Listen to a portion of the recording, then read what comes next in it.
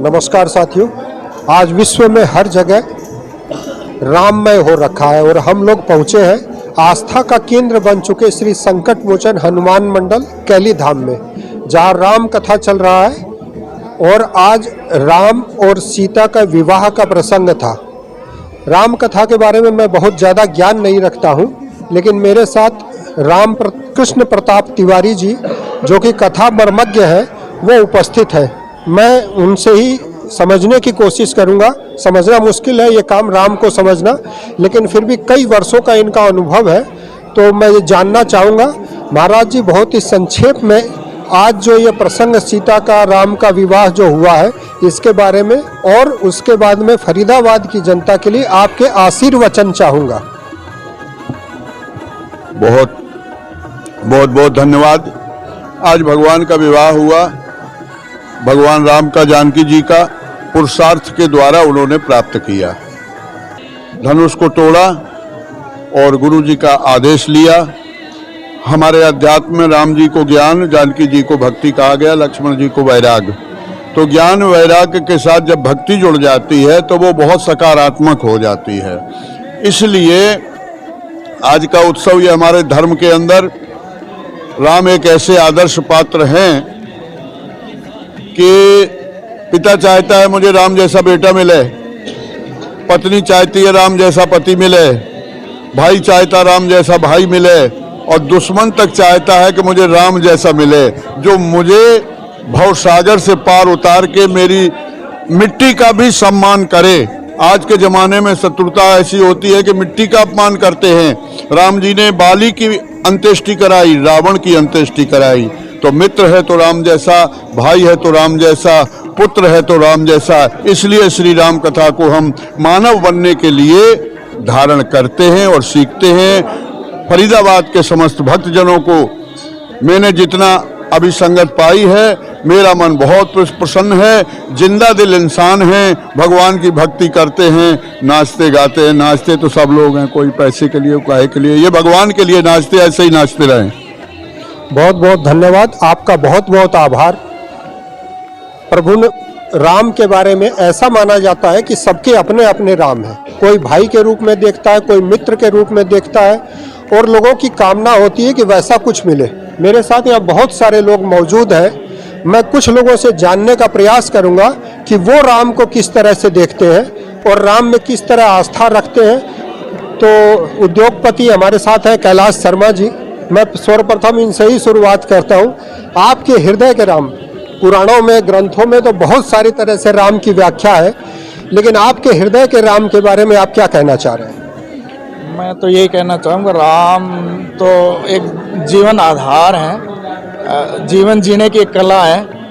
और आइडियल, जैसे राम कथा कहते हैं, तो एक आइडियल लाइफ स्टाइल है हमारा। उसके अनुसार जीवन जिएंगे तो उसका लाभ ही लाभ है, कहीं नुकसान वाला काम नहीं है। कैलाश जी के जीवन में आइडियल के रूप में देखते हैं, आदर्श के रूप में देखते हैं, आदर्श राम के रूप में। तो राम कथा का ये जो हुआ है प्रसार कंटिन्यू चल रहा है, इसके बारे में भी हल्का सा मैं आपको चाहूँगा कि निमंत्रण के रूप में या एक सूचना के रूप में आप बता दें कब तक ये कथा चलेगी और इसका क्या प्रारूप आगे का है।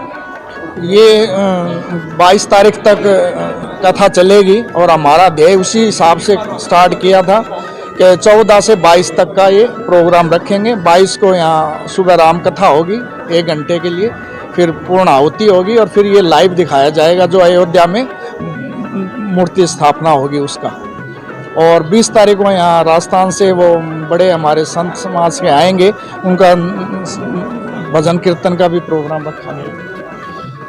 भंडारा, प्रसाद, आतिशबाजी और भजन संध्या, तमाम चीज़ें हैं जो कि राममय होकर के सब कुछ जारी रहेगा। अभी मैं और भी कुछ लोग हैं हमारे साथ जुड़े हुए, शिक्षाविद हैं, मैं इनसे भी बात करूँ। तो सर, आप क्या कहना चाहते हैं? आपके हृदय का राम क्या बोल रहा है? बहुत ही आनंद में ये सप्ताह चल रहा है और केवल कैली धाम ही नहीं बल्कि पूरे देश में भगवान राम का गुणगान चारों तरफ गुंजायमान हो रहा है।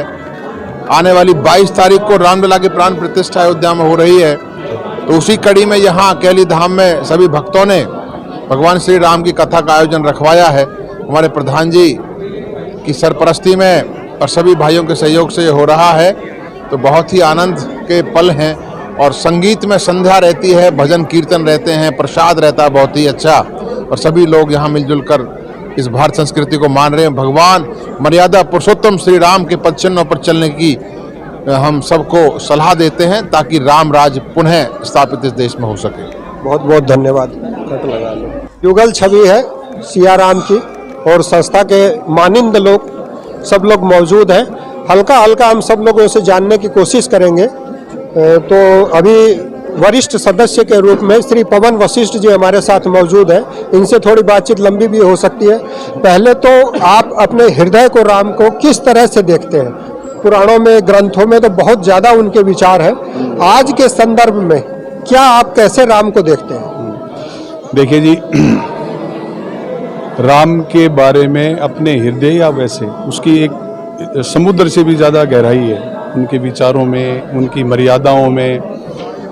जो उन्होंने त्रेता युग के अंदर जो मर्यादाओं की स्थापना की थी, उसको हम दोबारा से पुनर्जीवित करने का अब एक तरह से संकल्प है, जो 22 तारीख को हर हिंदू मानो उसको, हर सनातनी को एक गर्व की बात है ये कि हम 22 जनवरी को एक बाल्यावस्था का प्राण प्रतिष्ठा का आयोजन पूरे विश्व में बड़ी धूमधाम से मनाया जा रहा है। उसी प्रसंग में हमने भी 14 से 22 तक राम कथा का आयोजन किया है। बीच में नाथपंथ से एक बहुत अच्छे संत हैं जिनका 20 तारीख को हमने उसका भी भजन का संध्या का आयोजन रखा है। वो भी इस राम में जो वातावरण बना है उसमें भी वो 4 चांद लगाएंगे।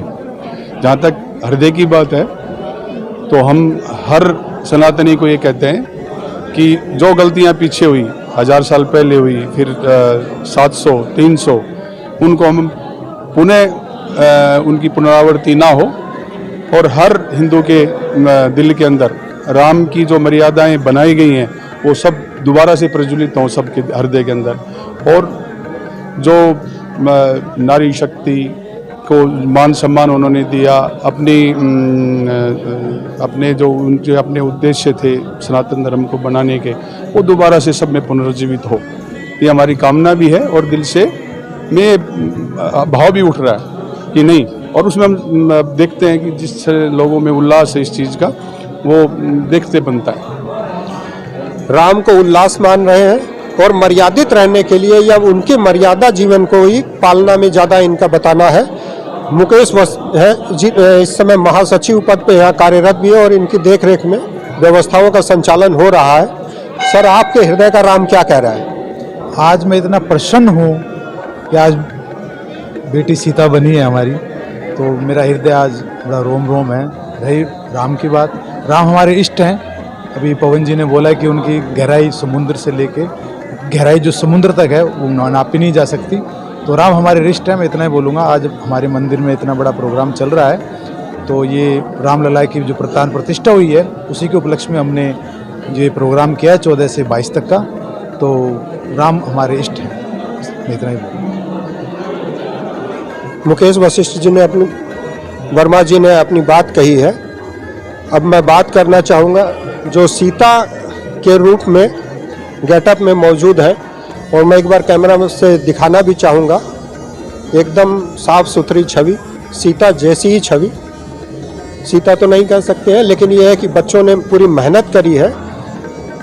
सबसे मैं राम के बारे में पूछ रहा हूँ, लेकिन आपसे मैं सीता के बारे में जानना चाहता हूँ कि सीता को आप किस रूप में देखते हैं, या किस आदर्श के रूप में, या किस छवि में देखती हैं? इसके बारे में क्या कहना आपका? पहली बात तो ये कि आज सीता माता बन के मुझे बहुत सौभाग्यशील अच्छा लग रहा है, मुझे बहुत ज़्यादा। और मैं यही बोलूँगी कि प्रकृति का ही स्वरूप है हमारी सीता माता, क्योंकि प्रकृति से ही उत्पन्न हुई हैं और प्रकृति में ही वापस समा गई।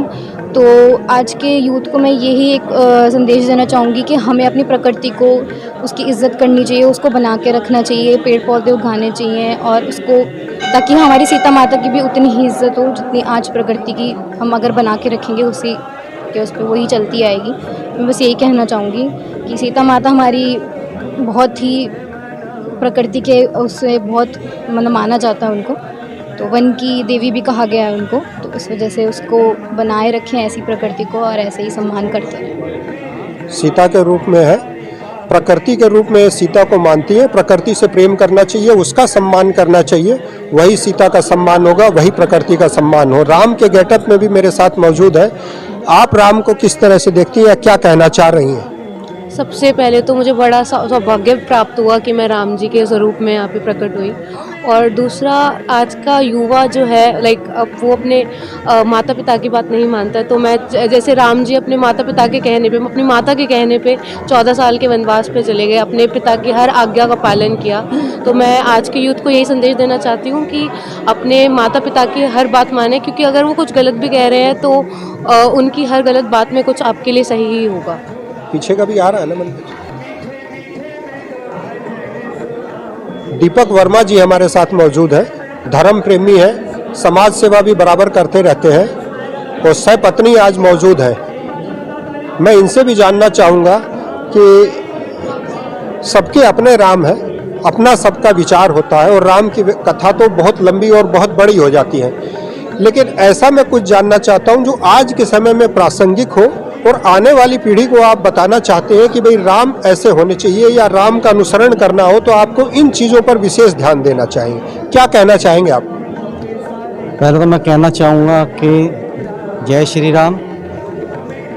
भगवान राम जैसा वैसे तो कोई बन नहीं सकता है, पर भगवान राम के पद चिन्हों पर चलकर हम कोशिश कर सकते हैं कि जैसे उन्होंने अपनी मर्यादा के लिए अपने माता पिता के कहने पे 14 साल का वनवास उन्होंने कर दिया, कहाँ तो उनको राज तिलक की तैयारी थी और कहाँ उनको अगली सुबह वनवास मिला।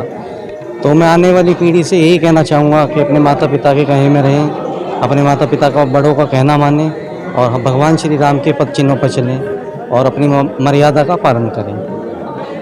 मर्यादा के रूप